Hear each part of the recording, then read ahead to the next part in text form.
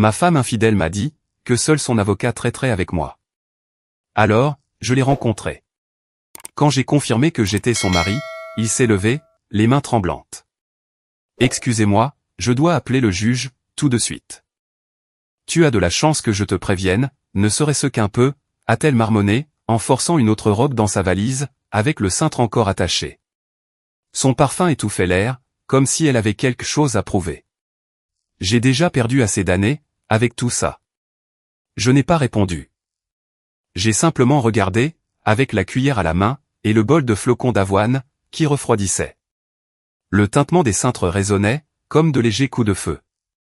Elle ne m'a pas regardé une seule fois, jusqu'à ce qu'elle soit près de la porte, portant des lunettes de soleil chères et surdimensionnées, comme si elle était en retard pour des vacances à la plage, des vacances qui n'incluaient pas un mari.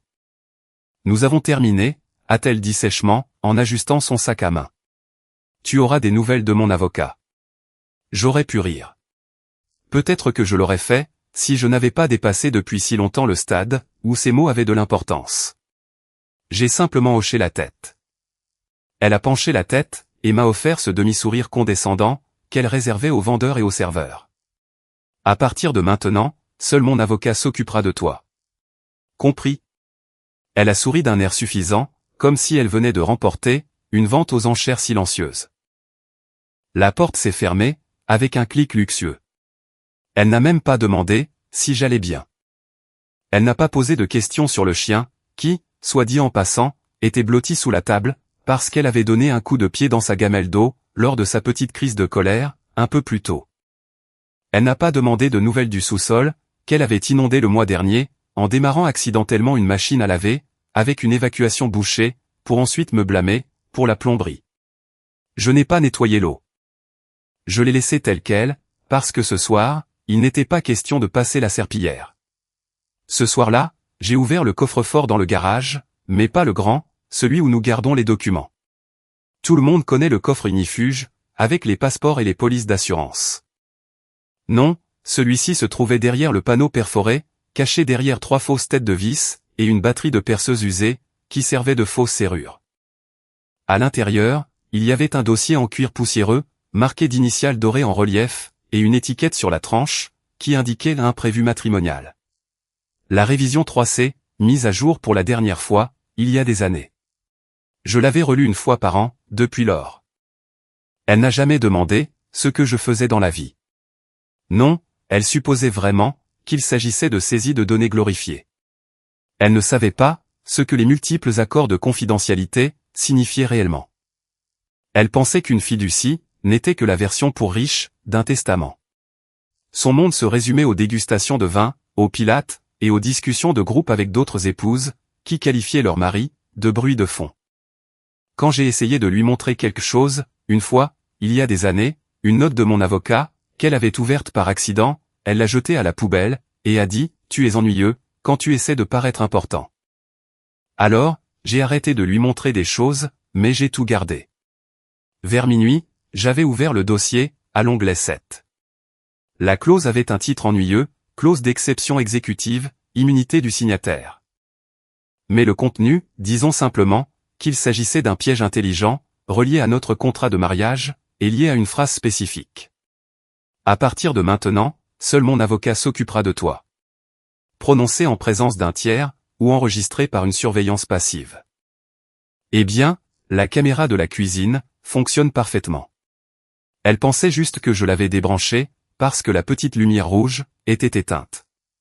C'est toute la beauté de la passer en mode infrarouge. Quoi qu'il en soit, j'ai relu la clause.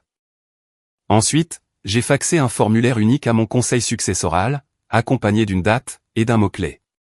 La réponse est arrivée 10 minutes plus tard, remise en main propre, par un assistant à la porte latérale. Procédure sous la représentation 13, approuvée. Aucune émotion, aucune fanfare. Ce n'était pas de la vengeance. C'était de la logistique. Le bon côté quand on est ignoré, c'est que les gens supposent que vous resterez là où ils vous ont mis. Ils supposent que l'homme qui ne réplique pas en criant doit être impuissant. Qu'un homme qui reste calme, pendant que sa femme fait ses valises, doit être brisé. Que s'il ne crie pas ou ne menace pas, il doit avoir perdu. Ils ont tort. Parfois, le silence n'est que le bruit d'une porte, qui se ferme derrière vous, pour la dernière fois. Et pour ceux d'entre vous, qui écoutent et qui ont été cet homme silencieux, ou qui ont vu cet homme silencieux, et se sont demandé pourquoi il ne se défendait pas, n'hésitez pas à cliquer sur ce bouton d'abonnement. Pas pour moi, mais pour l'équipe derrière cette voix, qui continue de raconter ces histoires. Plus de 90% des auditeurs ne s'abonnent jamais. Et pourtant, ce simple clic aide, plus que vous ne pouvez l'imaginer. Il permet de garder l'histoire percutante. Il permet de garder les lumières allumées. Il permet de faire tourner les dossiers. Retour à l'histoire. Le matin, elle envoyait des selfies, depuis un café sur un toit. Sa légende disait, nouveau départ, avec un avocat. Allez-y. Elle n'en avait aucune idée. Elle venait d'engager un avocat, contre l'homme qui avait écrit la clause, que son propre avocat, n'avait pas lue. Le bureau de son avocat, se trouvait dans l'un de ces centres commerciaux, beaucoup trop rénovés, où une fausse fontaine clapotait, à côté de boulangeries bio pour chiens, et où un chiropraticien zen promettait, de réparer toute votre vie avec de l'huile d'eucalyptus, et un type nommé Chad. C'est laquelle a garé sa Lexus, de travers comme d'habitude, et qu'elle s'est pavanée, avec ses lunettes de soleil, comme si elle évitait les paparazzis. Est-ce qu'il résiste, a-t-elle demandé, avant même que la réceptionniste ne puisse lui offrir un siège. L'avocat, jeune, cher, et beaucoup trop fier de ses écrans de veille de l'université de Yale, a souri. Aucune résistance. Il a envoyé une copie signée de la proposition, sans révision, et sans condition. Elle a cligné des yeux. C'est tout. Il semble qu'il abandonne. Le sourire de l'avocat s'est élargi, et il a jeté le dossier sur le bureau en verre, d'une seule main, tandis que de l'autre, il remuait un latte au curcuma, comme s'il désamorçait une bombe. Honnêtement, c'est le divorce le plus facile, que j'ai jamais géré. Vous devriez être fier. La plupart des épouses compliquent les choses. Vous avez été chirurgical. Elle a gloussé bêtement, en sortant son téléphone. Un tapotement du pouce. Le message, le divorce le plus facile de tous les temps. À quelle heure dois-je passer? Elle a ajouté un emoji, qui fait un clin d'œil. Parce que la cruauté fonctionne mieux, quand elle est séduisante. Ce qu'elle n'a pas vu, ce que personne n'a vu, c'était moi. À 45 km de là, entrant dans l'étude d'un notaire, niché derrière une pharmacie rurale, et un magasin d'appât. L'une de ces villes dont les gens oublient l'existence, jusqu'à ce qu'ils aient un pneu crevé, ou que leur GPS ne plante. La femme derrière le comptoir, portait des lunettes assez épaisses, pour grossir ses sourcils. Non, a-t-elle demandé, sans lever les yeux. J'ai fait glisser 2 documents, sur le comptoir ébréché. Une notarisation, et 2 signatures, déjà pré-signées. Elle les a examinés, en plissant les yeux. Ses sourcils se sont haussés. Exception exécutive, hein? Je n'en ai pas vu une comme ça, depuis la crise de 2008. J'ai souri. Vous n'en verrez probablement plus jamais. Nous n'avons pas échangé de politesse, juste des pièces d'identité, un tampon, et un reçu.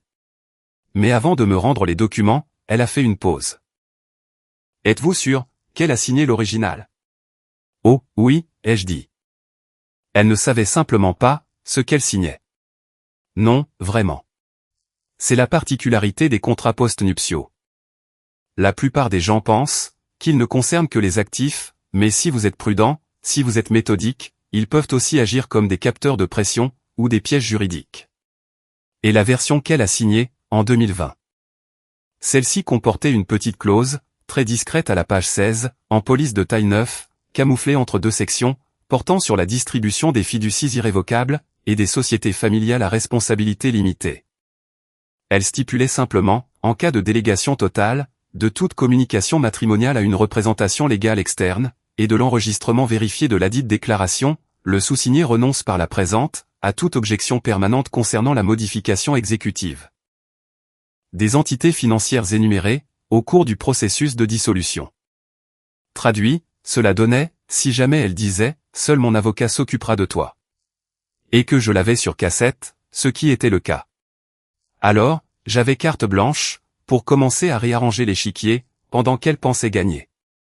Tout était légal, tout était signé, tout était notarié, et tout était passé inaperçu, surtout aux yeux de son stratège hors de prix, qui ne se doutait pas qu'on venait de lui remettre une grenade, sans la goupille. Pendant ce temps, elle en était à son 3e mimosa, envoyant des messages vocaux à son amant, pour lui dire qu'elle était enfin libre, et comment il avait vraiment signé, sans se battre. Tu peux y croire? Elle y croyait. Bien sûr, elle pensait que mon silence signifiait ma reddition. Elle a confondu le calme avec l'effondrement. Elle ne se rendait pas compte qu'elle se réjouissait d'une victoire que j'avais conçue sur mesure pour qu'elle tombe en plein dedans. L'enveloppe dont elle se moquait ne contenait pas seulement ma signature. Elle incluait une petite surprise, un registre non expurgé, montrant le statut de copropriété d'un fonds de capital investissement, dont elle ignorait l'existence. Parce que jamais, pas une seule fois, elle n'a demandé ce que je faisais vraiment, dans la vie. Elle n'avait aucune idée que 2 étages en dessous de l'unité de stockage partagée, dont elle se moquait, se trouvait la baie de serveur principale d'une société holding, qui gérait discrètement 9 entreprises de taille moyenne, à travers l'État.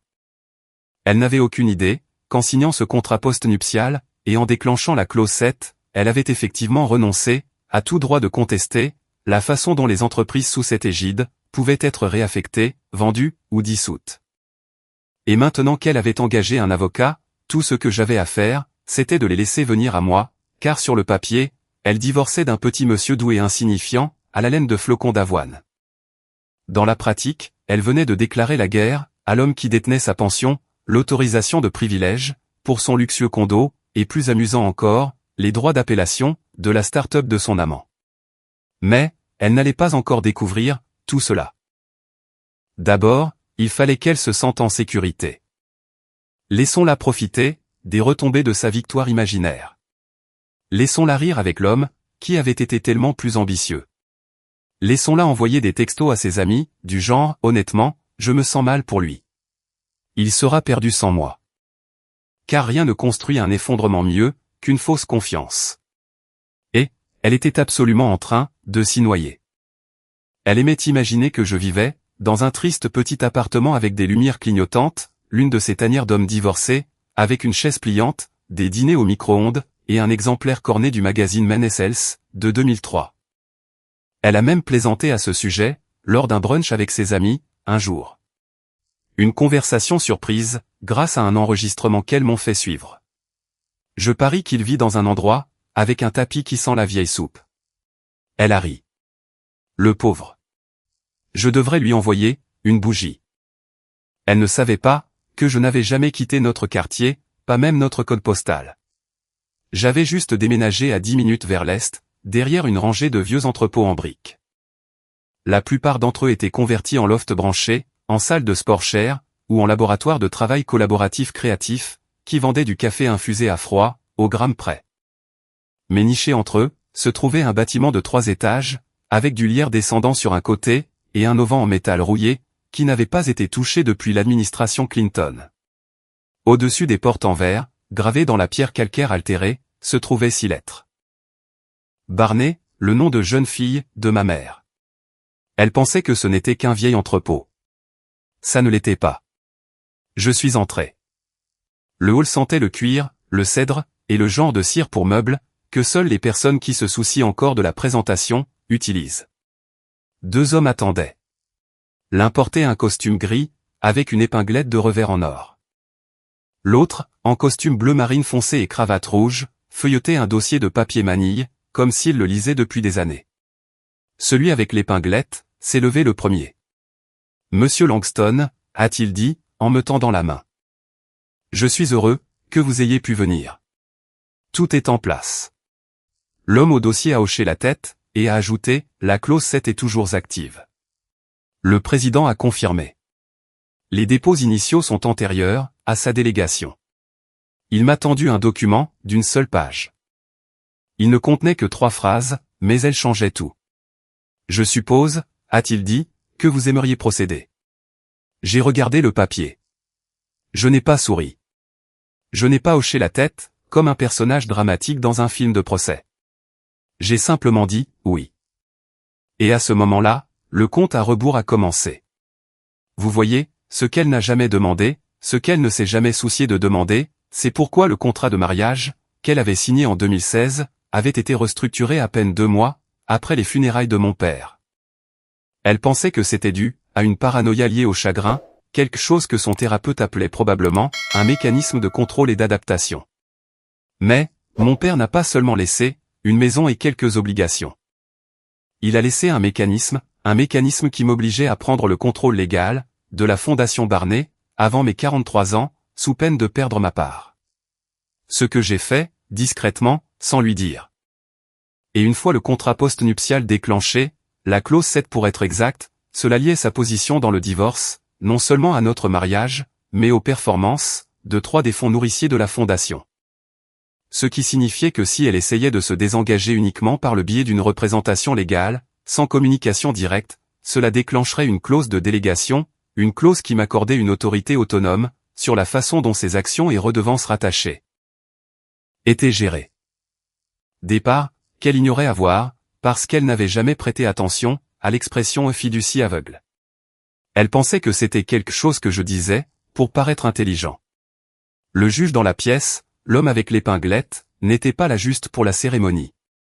Il faisait partie du comité d'éthique, chargé d'approuver toute activation, des modifications de clauses d'équité à long terme, liées à une dissolution de mariage. Traduction, je ne pouvais pas appuyer sur la gâchette, à moins de le faire devant lui, avec le conseil successoral, présent dans ce bâtiment. Et maintenant que c'était fait, quelque part à l'autre bout de la ville, elle publiait des stories sur Instagram, depuis un bar sur le toit, trinquant avec l'homme avec qui elle couchait, depuis mars. Hassan, un homme dont la start-up technologique venait de recevoir sa dernière ronde de financement de série B, d'un groupe de capital risque, appelé VB Holdings. Elle ne savait pas que le B signifiait Barnet. Elle ignorait que je siégeais au conseil consultatif. Elle ignorait que l'une des stipulations du financement, enfouie sous des termes et des conventions, était une clause de moralité. Et, elle ignorait vraiment qu'au moment où son avocat acceptait mon accord de divorce signé, sans remettre en question la clause cachée, dans les addendas, la contrepartie de la clause de moralité, avait été déclenchée, et envoyée à l'équipe de direction de son nouvel amant. Pas encore, mais ça allait venir. La beauté de l'architecture juridique, c'est qu'elle ne crie pas. Elle ne demande pas de vengeance. Elle ne vous oblige même pas à lever le petit doigt. Elle existe simplement, comme la gravité, invisible, constante, inévitable. Et elle venait tout juste de franchir le précipice, talon en avant. Elle appelait ça un adieu mature. Elle l'a dit comme si elle me faisait une faveur, comme si elle était une impératrice gracieuse, accordant à un roturier une dernière audience, avant l'exécution. Un dîner, a-t-elle dit au téléphone. Pour tourner la page, en souvenir du bon vieux temps. J'ai accepté. Non pas parce que j'avais besoin de tourner la page. Je l'avais déjà fait, au moment où j'avais signé ce papier, à l'étude du notaire, et regardé l'encre sécher, sur la clause 7. Mais j'ai dit oui, parce que je voulais voir à quoi elle ressemblait, quand elle pensait avoir gagné. Le restaurant qu'elle a choisi était le genre d'endroit qui en fait trop. Des menus manuscrits, une lumière de bougies si faible que vous ne pouvez pas les lire, et des serveurs qui se prennent pour des sommeliers. Elle s'est dirigée vers la table près de la fenêtre, probablement pour la lumière. Probablement en espérant que quelqu'un de sa connaissance passerait par là, et la verrait avec l'homme qu'elle laissait généreusement derrière elle. Elle portait cette robe rouge, celle qu'elle avait achetée lors d'un voyage entre filles, celle dont j'avais dit qu'elle rendait mieux sur le cintre, ce qui l'avait poussée à l'acheter, par dépit. Je suis venu en jean, et avec un coupe-vent. Pas de théâtre, juste de la pratique. Il allait pleuvoir. Elle a fait semblant de se lever pour m'accueillir, m'envoyant un baiser en l'air et tout le reste, comme si nous étions de vieux amis qui prenaient des nouvelles, comme si elle ne venait pas d'éventrer 15 ans de mariage, en moins de 15 minutes, pour ensuite remettre le scalpel à un avocat avec un faux bronzage, et une addiction au peloton. Tu as l'air à l'aise, a-t-elle dit, en se glissant sur sa chaise. Merci, ai-je répondu, en dépliant ma serviette. Elle a commandé une bouteille de vin, dont je n'avais jamais entendu parler. Elle l'a probablement choisie, parce que c'était la plus chère sur la liste. J'ai commandé de l'eau gazeuse. Les banalités étaient brutales. Elle a bavardé sur le yoga, et sur la redécouverte de sa paix intérieure. Elle disait des choses comme, quand les femmes atteignent 40 ans, nous nous trouvons nous-mêmes, comme si détruire une vie n'était que la prochaine étape de la croissance personnelle. À un moment donné, elle s'est penchée en arrière, a incliné son verre, et m'a regardé droit dans les yeux. « Tu iras bien », a-t-elle dit. « Tu as toujours été simple, prévisible, facile à cerner. » Elle a souri, comme si c'était un compliment. Je l'ai regardé. Je l'ai vraiment regardé. Le maquillage était chargé ce soir, plus que d'habitude. Un peu plus de contour, autour de la mâchoire. Elle avait peur, elle aussi. Elle ne l'admettrait pas, mais je pouvais le voir, dans la façon dont elle touchait son verre, dans la façon dont elle ne posait aucune question sur moi. Non pas par arrogance, mais par peur de la réponse. J'ai simplement souri. Il est facile de sous-estimer ce qui est simple. Cela l'a fait cligner des yeux, juste une fois. Puis elle a ri, mais le rire n'a pas atteint ses yeux. Tu parles toujours comme ça, quand tu es contrarié. De petites énigmes philosophiques. C'est mignon. Vraiment? Je n'ai pas répondu. J'ai juste mis la main dans ma poche, sorti un billet de 20 € plié, et je l'ai glissé sous le bord de l'addition, même si nous ne l'avions pas encore demandé. Le serveur s'est arrêté en plein élan, et a hoché la tête. Il savait. Je me suis levé, je l'ai regardé, et j'ai dit « Merci pour le dîner. Bonne chance, pour la suite. » Attends, a-t-elle dit, en se levant à moitié. C'est tout. Tu t'en vas, comme ça. Je suis déjà parti, ai-je répondu, et je suis sorti. Au moment où la bouteille est arrivée, j'étais déjà à 2 pâtés de maison de là. Elle a été laissée seule, à cette table, fixant le vin qu'elle avait commandé, pour une conversation qui était déjà terminée. Elle m'enverrait un texto, 2 heures plus tard, était-ce censé être une sorte de message? Je n'ai pas répondu. Elle ne savait pas qu'au moment où elle remuait son 3e verre, l'email avait déjà atterri dans la boîte de réception de son amant. Une copie de la notification de retrait de financement pour sa start-up, déclenchée par la violation de la clause de moralité. Au début, il l'ignorerait. Il penserait que c'est une erreur, et le transférerait à son service juridique. Eux ne riraient pas. Il planifierait un appel d'urgence. Et pendant qu'elle sirotait son vin, savourant le goût de ce qu'elle croyait être la liberté, les dominos étaient déjà en train de tomber.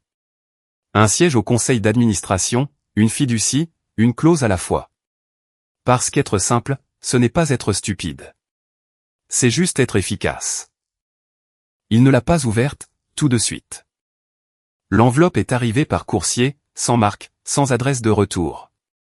Juste un papier cartonné épais, de couleur crème, et un sceau en cire noire mat, que personne de moins de 50 ans ne saurait reproduire. Son avocat, David Keane, était assis à son bureau, en train d'examiner le litige prénuptial d'un autre client, lorsque son assistante l'a apporté. De la part de Monsieur Langston, a-t-elle dit.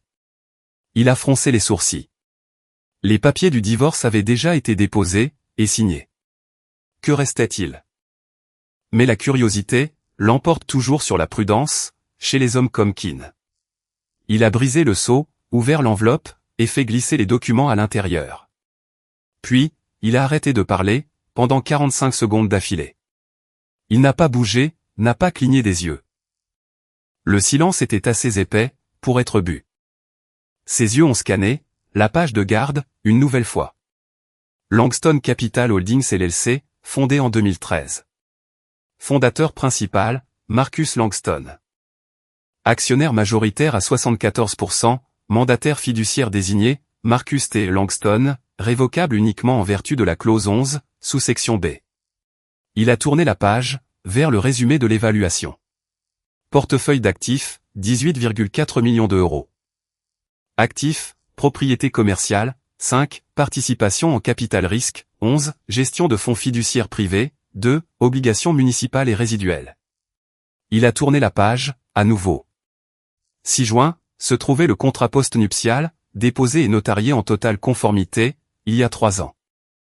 Sa signature à elle, la sienne à lui, et une petite empreinte de pouce bleu, à côté de chacune. Le langage était propre, impitoyable et hermétique. C'était le genre de document qu'aucun avocat ne voulait voir, après une négociation. Il a pris son téléphone, les mains soudainement un peu moites, et a composé son numéro. Elle a répondu à la 2e sonnerie, en riant. Bruit de fond, tintement de verre, musique entraînante. Un événement sur un toit, filtré à travers le haut-parleur. David, je peux te rappeler? Je suis à. Êtes-vous folle? A-t-il lâché, sèchement. Vous ne m'avez parlé de rien de tout ça. Le rire a disparu de sa voix, instantanément. Quoi? Langston Capital Holdings, le contrat post-nuptial, la ligne sur la fiducie irrévocable. Pourquoi n'avez-vous mentionné rien de tout ça? Une pause, puis, parce qu'il n'y a rien à mentionner. C'était juste un employé de bureau. C'est ce qu'il faisait. De la paperasse de bureau ennuyeuse. C'est moi, qui gérais le vrai argent. Mon père aidait avec les investissements. Marcus ne pouvait pas équilibrer un chéquier sans calculatrice. Keane a pincé l'arête de son nez et a fermé le dossier lentement.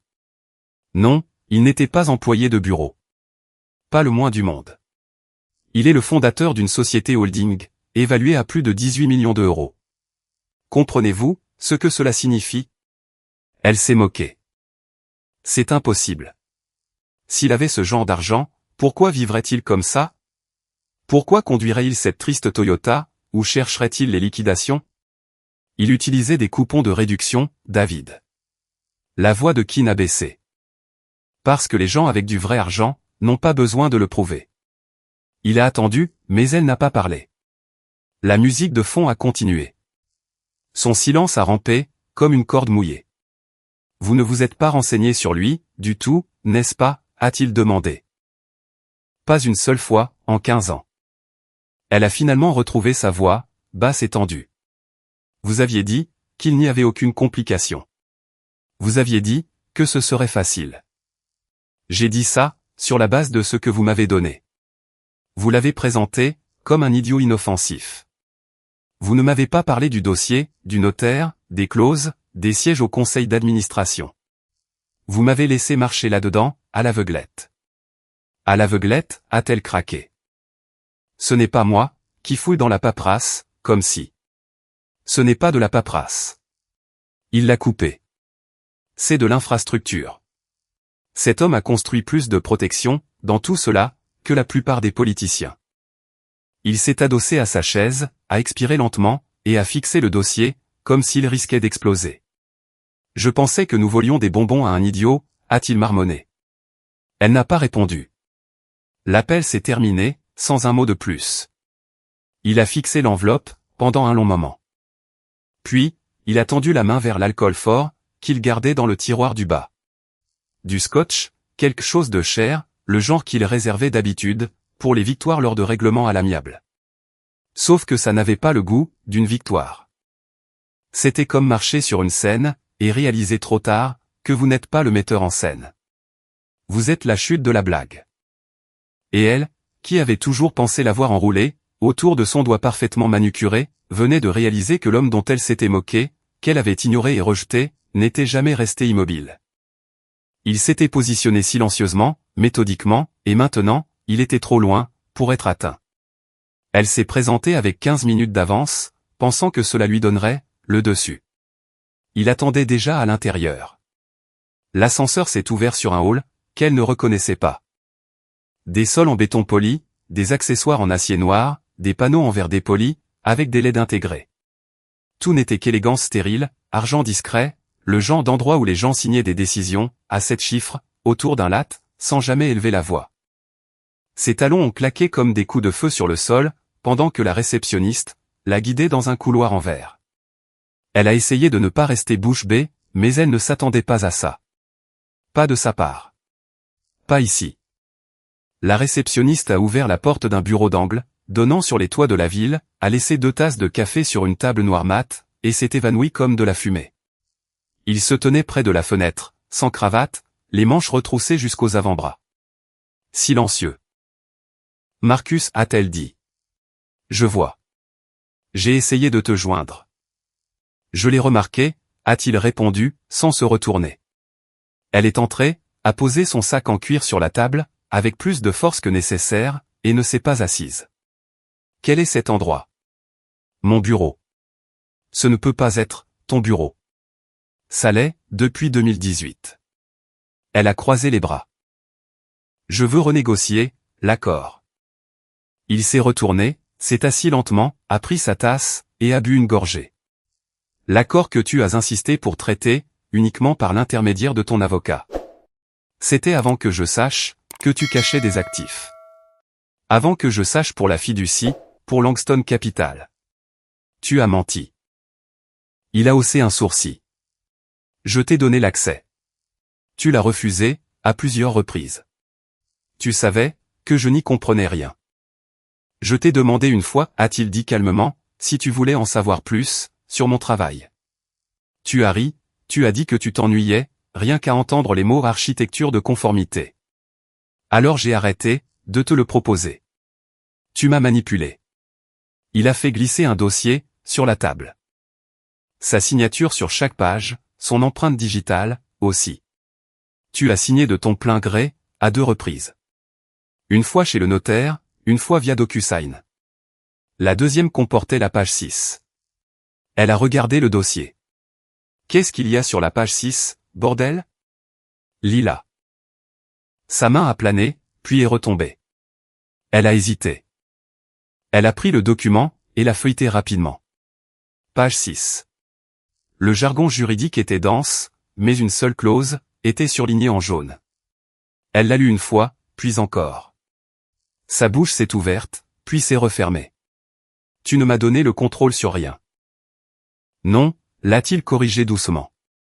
Tu as renoncé à tes intérêts présumés. C'est différent. Sa voix s'est brisée. Ce n'est pas juste. Ce n'était pas le plan. Il n'y avait pas de plan, a-t-il dit. Tu es parti. Tu as délégué toutes les communications à un avocat. Tu en as ri. Tu as déclenché toutes les clauses dont j'avais besoin, sans que je dise un mot. Elle a agrippé le bord de la chaise. Nous avons été mariés, pendant 15 ans. Nous avons aussi été partenaires commerciaux, pendant 0 ans. Elle a regardé autour du bureau, l'horizon, les murs en verre qui faisaient ressembler son reflet, à un fantôme dans une veste de créateur. Cet endroit, a-t-elle murmuré, pendant tout ce temps. Il a légèrement haussé les épaules. Tu pensais que j'étais ennuyeux? Bien sûr. Un bruit de fond. Je pensais que tu étais honnête. Je l'étais, a-t-il dit. Tu ne faisais juste pas attention. Elle a pris son café, sans réfléchir. Elle a bu une gorgée. C'était amer, et trop chaud. Tu as planifié ça. J'ai planifié des options. C'est toi qui as choisi, dans laquelle nous sommes maintenant. Marcus. Elle s'est arrêtée, au milieu de sa phrase. Que se passe-t-il, maintenant? Ça dépend de ton nouvel ami, Jason. Son visage a pâli. Comment ça? T'a-t-il dit d'où venait sa dernière levée de fonds? Je sais. Enfin, pas en détail. Il s'est penché en arrière. Ça va arriver, comme tout le reste. Elle s'est levée, tremblante à présent. Ce n'est pas fini. C'était fini, à la seconde même où tu as dit, seul mon avocat s'occupera de toi, a-t-il répondu. Tout ce qui s'est passé depuis, n'a été qu'une simple formalité. Elle est sortie en trombe, à pas rapide et maladroit. Elle ne savait pas, que les caméras du couloir, enregistreraient ses mains tremblantes. Elle ne savait pas, que la clause de financement dans l'entreprise d'Hassan, avait un délai de réponse de 30 jours, et elle ne savait toujours pas, qu'elle avait brûlé tous les ponts, avant même de réaliser, qu'elle se trouvait sur l'un d'eux. Mais elle le découvrirait. La page 6, s'en était assurée. L'email a été envoyé à 9h07 du matin. Court, sec, sans fioriture. Juste quelques mots, qui ont explosé comme une ogive silencieuse, dans le petit monde élégant de son amant. Avec effet immédiat, Jason Télé a été démis de ses fonctions de PDG. Il l'a vu alors qu'il faisait la queue, pour son café, dans cet odieux café qu'ils aimaient tous les deux. Celui avec les murs en briques apparentes, les ampoules Edison, et les baristas qui ressemblaient à des poètes ratés. Il a fixé l'écran, comme si c'est une blague. Puis le téléphone a vibré à nouveau, et un autre gros titre est apparu. Les sources citent, un examen éthique interne, et un conflit d'intérêts. Une autre notification, puis une autre encore. Un mémo divulgué, anonyme, bien sûr, transféré par quelqu'un des RH, avec juste assez de détails pour être accablant. Sujet, Glenhaven Holdings. Note d'examen confidentielle. Conclusion, conflit d'intérêts confirmé. problème, exposition financière non divulguée, par le biais d'une affiliation personnelle partagée, avec le mandataire matrimonial, de l'investisseur principal. Il a fait tomber son téléphone. Il a heurté le carrelage, l'écran vers le haut, toujours en train de vibrer. Il ne l'a pas ramassé. Il est sorti en trombe, laissant son croissant intact. Elle a marché à grands pas, sur 3 pâtés de maison, avec des talons qui n'étaient pas faits pour la colère, et elle l'a trouvé. Jason était assis, dans un coin tranquille, d'un café encore plus tranquille, l'ordinateur portable ouvert, et sa boisson intacte. Tu savais. Elle a aboyé assez fort, pour que les têtes se tournent. Il ne semblait pas surpris de la voir. Tu savais ce qui se passait, et tu ne m'as rien dit. Hassan a levé les yeux. Ses yeux étaient injectés de sang. Il a fermé l'ordinateur portable, calmement. J'ai reçu l'avis, il y a 48 heures, a-t-il dit. Je n'y ai pas cru, jusqu'à ce que les avocats me le confirment. Tu m'as laissé marcher, là-dedans, a-t-elle sifflé. Il a haussé les épaules. Non pas par indifférence, juste par défaite. Je ne savais pas que la clause comportait un addenda de moralité, a-t-il marmonné. Qui diable inclut quelque chose comme ça, dans une levée de fonds de série B? Elle n'a pas répondu. Elle ne le pouvait pas. Ses mains étaient serrées le long de son corps. Je suis sur liste noire, a-t-il ajouté, doucement. 3 fonds de capital risque se sont retirés ce matin. Personne ne répond à mes emails. Je suis radioactif, maintenant. Grâce à toi. Je ne savais pas, a-t-elle rétorqué. Il ne m'a jamais dit qui il était. Il n'avait pas besoin de te le dire, a dit Hassan, en se levant lentement. Il avait juste besoin d'être plus intelligent que nous, ce qu'il était, apparemment. Elle l'a suivi dans la rue, criant toujours, mais il ne s'est pas retourné. Il s'est contenté de s'éloigner. Pas de grande confrontation, pas d'explication. Il est juste parti. Elle est restée seule, sur le trottoir, les yeux brûlants, et les gens qui la dévisageaient. Quand elle a finalement regagné son appartement, elle a verrouillé la porte, et s'est effondrée sur le sol, serrant toujours son téléphone. C'est à ce moment-là, que le coup de grâce est tombé. Une notification push, provenant de l'une de ses applications d'actualités économiques, qu'elle n'utilisait jamais, mais qu'elle avait oublié de supprimer. Glenhaven Holdings nomme un nouveau président du conseil d'administration, Marcus T. Langston. Elle l'a fixé, pendant un long moment. Elle a parcouru l'article, dans un état second. Il y avait une photo de lui, dans ce même costume bleu marine, les cheveux soignés, le sourire subtil, se tenant entre 2 membres plus âgés du conseil d'administration, qui avaient l'air ravis. La légende était courte. Langston, anciennement partenaire silencieux, assume un rôle de direction, au milieu d'une réorganisation structurelle. Elle a lu cette phrase, 3 fois. Anciennement partenaire silencieux, c'est à ce moment-là que son téléphone a sonné. David, son avocat, encore. Elle ne voulait pas répondre, mais elle l'a fait. Ne le dites pas, a-t-elle murmuré. Il l'a ignoré. Vous n'avez pas seulement divorcé de lui, a-t-il dit sèchement. Vous avez renoncé à votre avenir, et maintenant vous êtes exclu, de tout ce qui compte. Je ne savais pas qui il était. Non, a dit David. Vous vous fichiez de savoir, qui il était. La ligne a été coupée. Elle est restée assise là, dans son condo hors de prix, regardant une vie, qu'elle ne reconnaissait plus. Jason était parti. Les salles de réunion avaient disparu. L'illusion du contrôle s'était envolée. Elle avait abattu ses cartes, comme si c'était elle qui tenait la banque. Mais il s'est avéré que la banque lui avait appartenu, à lui, depuis le tout début. Il peut annuler tout ça, a-t-elle dit avec des yeux hagards, sa voix basse et tranchante, comme du verre brisé. David, dites-moi que ça peut être annulé. Son avocat n'a pas répondu tout de suite. Il semblait différent, depuis la parution de l'article sur Glenhaven. Plus vieux, plus pâle. Comme si quelque chose avait pourri sous sa peau pendant la nuit, et qu'il venait de réaliser que l'odeur provenait de ses propres mains. Il nous faut une réunion, a-t-elle lancé. Je me fiche des ficelles que vous devez tirer, ou des faveurs que vous devez. Organisez-la. David a hoché la tête. Je vais la demander, mais je ne pense pas que vous compreniez. Amenez-le simplement, dans une pièce. Elle s'est présentée 2 jours plus tard, au bureau de David, trop habillée, et sous-préparé, tout en noir, de la tête aux pieds. Un étrange mélange de deuil et d'intimidation, comme si le chagrin et l'autorité pouvaient être portés comme un parfum. Marcus est arrivé, pile à l'heure, pas une minute en avance, pas une seconde en retard. Il est entré, vêtu d'une veste grise, sans cravate, sans porte-document. Calme, mesuré, il a salué la réceptionniste par son prénom. Il l'a remerciée lorsqu'elle lui a proposé du café. Elle lui a proposé du décaféiné. Il a décliné, mais a tout de même souri. Puis, il est entré dans la salle de conférence. David s'est levé. Elle aussi. Marcus s'est contenté de leur faire un signe de tête à tous les deux, et s'est assis comme un homme participant à un déjeuner décontracté, et non au nettoyage d'un désastre juridique. Elle n'a pas pu se retenir.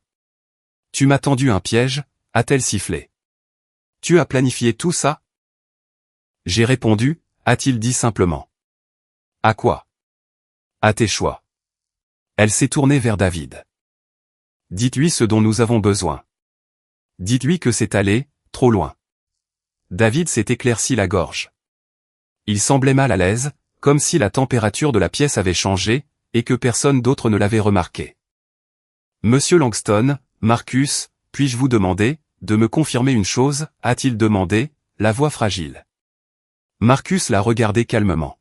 « Bien sûr. » David a tiré une feuille, du dossier devant lui. Le premier document de la première enveloppe, celui avec les dossiers d'entreprise, les cessions de fiducie, et cette étrange clause que Marcus avait intégrée, il y a 3 ans. Il le tenait, comme s'il risquait de prendre feu. « Est-ce vous ? Êtes-vous vraiment Marcus T. Dale Langston, répertorié comme le directeur fondateur de Barney Trust Holdings, du Langston Capital Group, et de Glenhaven ?»« Oui, » a répondu Marcus, en sirotant son café. David est resté, parfaitement immobile. « Je ne veux pas dire. Est-ce juste votre nom dessus ? Je veux dire, êtes-vous le Marcus T. Langston ? Oui. Vous avez personnellement signé la clause de série B pour Glenhaven ? C'est moi qui l'ai rédigée. David s'est figé, les lèvres entr'ouvertes, le dossier toujours à la main. Puis, d'un mouvement lent et mécanique, il a repoussé sa chaise, s'est levé, et sans regarder aucun d'eux, il a dit « Excusez-moi, je dois appeler le juge. » Il n'a pas pris le dossier. Il n'a pas pris son téléphone. Il est sorti comme un homme qui réalise à mi-chemin d'une randonnée qu'il a suivi le mauvais sentier. Et que maintenant, le soleil se couchait. La porte s'est refermée derrière lui. Silence. Elle s'est tournée vers Marcus. « Tu ne peux pas me faire ça. » Il l'a regardé, non pas avec cruauté, mais simplement avec distance, comme un souvenir qu'on ne revisite plus. « Tu veux dire, te tenir pour responsable ?» a-t-il demandé. Elle s'est levée, et a fait les 100 pas. « Tu n'agissais même pas, comme quelqu'un de puissant. Tu me laissais faire les réservations. C'est moi qui choisissais tes vêtements. Je ne faisais pas semblant, a-t-il dit. Je n'ai simplement pas ressenti le besoin de te corriger. Tu aurais pu arrêter ça, avant que cela ne dégénère. » Il a bu une nouvelle gorgée. « Non, toi tu aurais pu. » Elle a claqué la paume de sa main, sur la table. « Qu'est-ce que tu veux, à la fin ?» Il l'a finalement regardé et, pour la première fois depuis des mois, peut-être des années, son expression n'était pas neutre. C'était de la déception. Je voulais être marié à quelqu'un qui me voyait, pas à quelqu'un qui jouait la comédie de la supériorité, parce qu'elle avait trop peur de rester immobile. La porte s'est ouverte à nouveau. David a passé la tête, le visage pâle, le téléphone toujours à la main. Sa voix était à peine audible. Le juge a tout confirmé. Ses genoux ont légèrement fléchi. David n'est pas revenu dans la pièce. Il a simplement refermé la porte. Cette fois, le déclic a sonné, comme un point final. Le tribunal n'a pas programmé d'audience. Pas de débordement public, pas de coup de marteau dramatique. Juste une notification numérique, enfouie dans le portail en ligne du greffier. Discrètement marqué, déclaration judiciaire de validité émise. Tous les dossiers sont vérifiés. Affaire classée. David ne l'a pas appelé. Il ne lui a pas envoyé de mail. Il n'a même pas envoyé de parajuriste. Il est simplement parti. Un matin, elle a vérifié le dossier partagé, qu'ils avaient utilisé pendant le divorce, et a découvert que son nom avait été effacé du journal d'accès aux documents. 1 heure plus tard, un coursier a déposé une fine enveloppe blanche. Aucune adresse de retour. À l'intérieur, se trouvait sa démission officielle, en tant que conseil. Aucune explication, juste un seul paragraphe, avec les mots « exposition éthique irréconciliable ». Elle a jeté l'enveloppe, à l'autre bout de la pièce, et a crié. Et, c'était avant que le vrai silence ne commence. Son premier indice est apparu lorsqu'elle a essayé de réserver un vol. Pas pour quitter la ville, juste pour un week-end de remise à zéro. L'Arizona, peut-être. Du yoga, et quelques cristaux, dans un hôtel hors de prix, où personne ne connaissait son nom. Refusé. Elle a réessayé, cette fois avec une autre carte. Refusé. Elle a appelé la banque. Elle a patienté 17 minutes, en attente. La voix à l'autre bout du fil était polie, désolée, mais ferme. En raison d'un examen de conformité ouvert, et d'une demande de documentation en attente, de la part de l'agent fiduciaire rattaché à vos comptes, l'accès à l'ensemble des fonds a été temporairement suspendu. Quel agent ? A-t-elle demandé. Il y a eu une pause. Puis, Monsieur Marcus T. Langston. Elle a raccroché, avant de recommencer à hurler. Elle a essayé d'appeler son ancien conseiller financier, celui que son père utilisait depuis des années. Il n'a pas répondu. Lorsqu'elle a rappelé, elle est tombée sur une secrétaire, qui a affirmé qu'il était indisponible, pour une durée indéterminée. C'est alors qu'elle a appelé sa mère. Elle n'avait pas l'intention de sangloter, mais au moment où sa mère a décroché, les larmes se sont frayé un chemin et ils ont tout gelé, a-t-elle étouffé. David est parti. Le juge a pris son parti. Je n'ai même pas eu l'occasion de m'expliquer. Sa mère n'a pas dit « Oh, chérie ». Elle n'a pas demandé si elle allait bien. Elle n'a pas proposé d'argent. Elle a posé une seule question. Qu'est-ce que tu lui as fait ? Les mots ont frappé plus fort que n'importe quelle décision de justice. Elle a essayé de répondre. Elle a essayé de cracher les justifications, les années d'ennui, la distance, la façon dont il ne se défendait pas, à quel point il était silencieux, à quel point il était devenu peu impressionnant. Mais plus rien de tout cela ne sonnait juste. Plus rien de tout cela n'avait d'importance, parce que l'homme qu'elle avait quitté n'était pas l'homme qu'elle avait imaginé. Il ne s'était pas seulement préparé à sa trahison. Il l'avait anticipé. Elle n'a pas répondu, n'a pas parlé, respirant juste dans le combiné comme un fantôme, jusqu'à ce que sa mère, déçue, furieuse, ou peut-être juste fatiguée de tout ça, finisse par raccrocher. Elle est restée assise en silence. Un vrai silence. Le genre de silence qui ne bourdonne pas, qui ne grince pas, et qui ne murmure pas. Le genre de silence qui enfle comme un vide, et qui rend le battement de votre propre cœur trop fort dans vos oreilles. Aucun ami ne l'a contacté. Hassan était parti. L'avocat était parti. Les comptes n'étaient plus là. Même son reflet dans la fenêtre semblait flou, maintenant, comme s'il ne la reconnaissait plus, lui non plus. Autrefois, elle s'était moquée de Marcus, parce qu'il était oubliable. Les gens comme toi ne font que dériver dans la vie, lui avait-elle dit un jour, à moitié ivre lors d'une fête de Noël. Tu ne changes pas les choses. Tu ne fais que graviter autour de la gravité des autres. Elle ne réalisait pas qu'il avait été lui-même la gravité. Et maintenant qu'il s'était éloigné, tout le reste était, soit en train de flotter, soit en train de tomber. C'était le genre de samedi soir, dont elle se plaignait, auparavant. Trop calme, trop immobile, rien qui ne bourdonnait, rien qu'on attendait d'elle.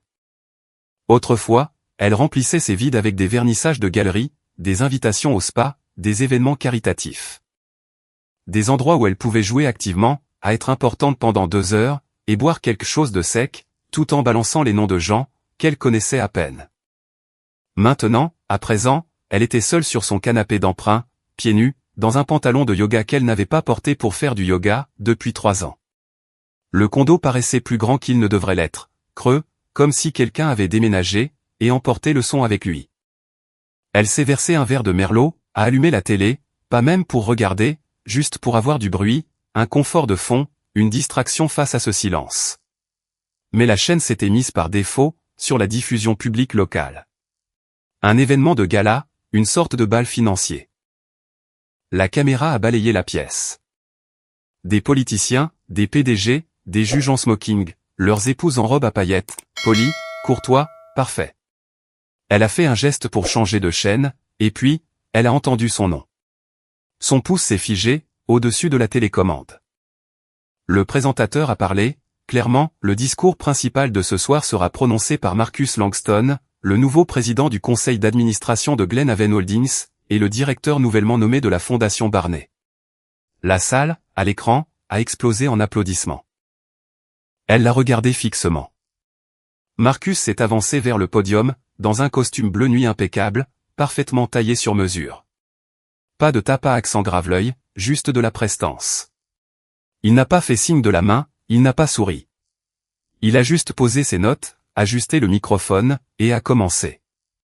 Certaines personnes courent après la richesse, a-t-il dit. D'autres la protègent. Certains héritent de l'influence. D'autres construisent l'échafaudage silencieusement, brique par brique, pour que personne ne voie la structure, avant d'avoir besoin d'y grimper.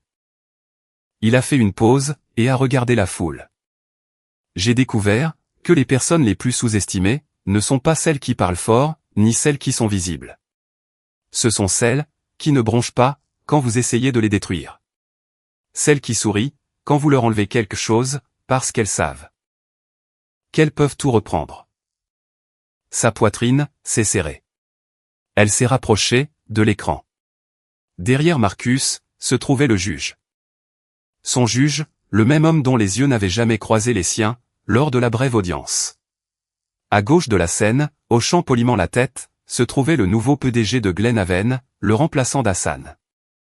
La caméra a reculé, dans un plan large, révélant la salle remplie d'applaudissements, les verres levés, et même une standing ovation. Ses doigts se sont engourdis. Elle a laissé tomber le verre de vin. Il s'est brisé sur le parquet. Le rouge s'est infiltré dans le tapis blanc, se répandant au ralenti, mais elle n'a pas bougé. La télé a continué de tourner. Quelqu'un a remis un prix à Marcus, une plaque. Il l'a accepté, a posé pour des photos, et puis, comme toujours, il est sorti silencieusement du cadre, laissant les autres profiter de l'attention. Elle est restée là, pieds nus, dans une flaque de cabernet. Son monde entier réduit à des pixels et des échos. Son téléphone s'est allumé. Un numéro inconnu. Elle n'a pas répondu. Il s'est arrêté. Il s'est rallumé. Un autre appel inconnu. Cette fois, elle a décroché. Une voix robotique. Un enregistrement. Ceci est un avis de courtoisie de votre institution financière. Votre examen de conformité a été achevé. Tous les fonds restants sont sous audit. Veuillez vous référer à la documentation ci-jointe sur votre portail client. Elle a raccroché. Elle a supprimé le message vocal avant qu'il ne se termine. Aucun SMS n'a suivi. Aucune excuse n'est arrivée. Et son avocat, celui qui avait promis d'arranger les choses, n'a plus jamais rappelé. Il n'y a pas eu de cri final, pas de confrontation dramatique, pas de vengeance accompagnée de fenêtres brisées, ou d'ordonnances d'éloignement. Juste le démantèlement méthodique de tout ce qu'elle croyait posséder. Il n'a jamais élevé la voix, il n'en a jamais eu besoin.